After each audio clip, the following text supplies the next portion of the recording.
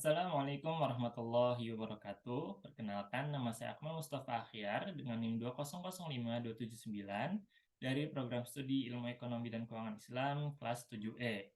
Pada video ini ada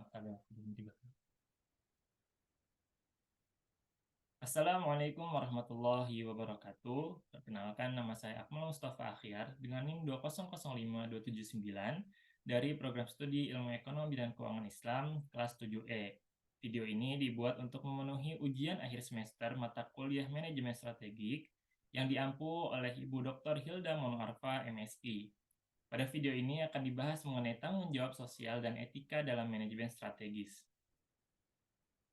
Tanggung jawab sosial menurut A.B. Carroll, yang pertama, tanggung jawab ekonomi manajemen organisasi bisnis adalah memproduksi barang dan jasa yang bernilai bagi masyarakat, sehingga perusahaan dapat membayar kembali para kreditor dan pemegang saham. Yang kedua, tanggung jawab hukum ditentukan oleh pemerintah di mana perusahaan itu didirikan. Manajemen diharapkan dapat taat kepada hukum yang berlaku. Ketiga, tanggung jawab etika manajemen organisasi adalah mengikuti keyakinan umum, bagaimana seseorang harus bertindak di dalam masyarakat. Yang keempat, tanggung jawab kebebasan memilih merupakan tanggung jawab yang bersifat sukarela. Tanggung jawab sosial dibagi menjadi 5. Yang pertama, tanggung jawab sosial kepada pelanggan. Terdiri dari 2, tanggung jawab produksi dan tanggung jawab penjualan. Tanggung jawab produksi merupakan produk harus diproduksi dengan keyakinan menjaga keselamatan pelanggan ketika produk itu digunakan. Label peringatan harus ada guna mencegah kecelakaan karena salah dalam penggunaan dan adanya efek samping dalam penggunaan sebuah produk. Tidak kalah penting bagi umat Islam harus memerhatikan adanya logo sertifikasi halal ketika akan menggunakan atau mengonsumsi suatu produk. Tanggung jawab penjualan, yaitu perusahaan tidak melakukan strategi penjualan yang terlalu agresif atau iklan yang menyesatkan demi produk laku terjual untuk mendapatkan keuntungan semata. Yang kedua, tanggung jawab sosial kepada karyawan. Pertama, rasa aman. Meyakinkan tempat kerja adalah tempat yang aman bagi karyawan dengan mengecek peralatan kerja agar selalu dalam kondisi yang layak pakai dan tidak berbahaya ketika digunakan. Yang kedua, perlakuan layak oleh karyawan lain. Perusahaan bertanggung jawab untuk meyakinkan bahwa para karyawan diperlakukan atau diperlukan oleh karyawan lain. Yang ketiga, kesempatan yang sama. Karyawan yang melamar untuk suatu posisi tidak seharusnya ditolak karena diskriminasi masalah SARA. Yang ketiga, tanggung jawab sosial kepada pemegang saham. Perusahaan bertanggung jawab untuk memuaskan pemilik atau pemegang saham dengan cara manajer perusahaan memonitor keputusan perusahaan untuk meyakinkan bahwa mereka membuat keputusan untuk kepentingan pemilik. Yang keempat, tanggung jawab sosial kepada kreditor. Jika perusahaan mengalami kendala dalam memenuhi kewajiban, harus segera memberitahu kepada kreditor, karena biasanya kreditor akan bersedia memperpanjang masa jatuh tempo pembayaran serta memberikan solusi dan masukan dalam mengatasi masalah keuangan perusahaan. Yang kelima, tanggung jawab sosial kepada lingkungan.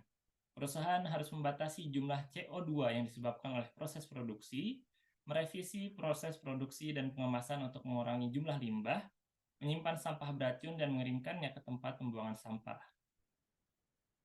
Kemudian ada etika bisnis dan juga etika manajerial. Etika bisnis merupakan perilaku etis atau tidak etis yang dilakukan oleh pelaku bisnis atau manajer suatu organisasi. Sedangkan etika manajerial merupakan standar perilaku yang memandu masing-masing manajer dalam pekerjaan mereka. Hal-hal yang memengaruhi etika. Yang pertama, perbedaan budaya. Salah satu penyebab perilaku tidak etis karena tidak adanya standar yang berlaku bagi seluruh dunia mengenai perilaku para pelaku bisnis. Selain itu, norma dan nilai budaya setiap negara pasti berbeda. Yang kedua, tahap perkembangan moral. Pertama, pre-konvensional, memiliki ciri perhatian ke diri sendiri. Kedua, konvensional, perhatian terhadap hukum dan norma masyarakat yang berlaku. Ketiga, ketaatan pribadi terhadap moral internal. Kemudian yang ketiga, nilai individual. Perbedaan nilai antara manajemen puncak dan juga stakeholder, beberapa pelaku bisnis percaya bahwa maksimalisasi keuntungan adalah tujuan utama sebuah perusahaan, sementara perhatian kepada kepentingan kelompok merupakan tujuan penting lainnya. Yang keempat, relativisme. Relativisme moral mengatakan bahwa moral bersifat relatif pada beberapa pribadi, sosial, dan standar yang lebih baik dibandingkan lainnya. Yang kelima, pendekatan perilaku etis.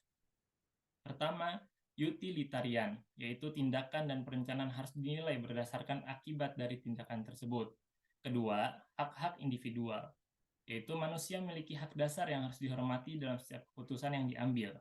Ketiga, keadilan, yaitu pembuat keputusan harus adil, wajar, dan tidak bias dalam mengambil keputusan. Kemudian ini adalah salah satu contoh tanggung jawab sosial, yaitu pada Bank Syariah Indonesia, yang mana mereka menyalurkan zakat melalui Basnas pada tahun 2022 senilai 173 miliar. Selain itu, Bank Syariah Indonesia juga rutin melakukan sumbangan kepada panti-panti melalui program BSI Maslahat. Mungkin sekian yang bisa saya sampaikan, kurang lebihnya mohon maaf. Wassalamualaikum warahmatullahi wabarakatuh.